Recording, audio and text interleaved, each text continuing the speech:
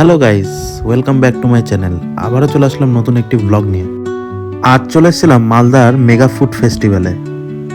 ঢোকার সময়ই বিভিন্ন রকমের লাইটিং, গেটের মতো দেখতে খুব সুন্দর লাগছিল এই লাইটিংগুলি দেখতে।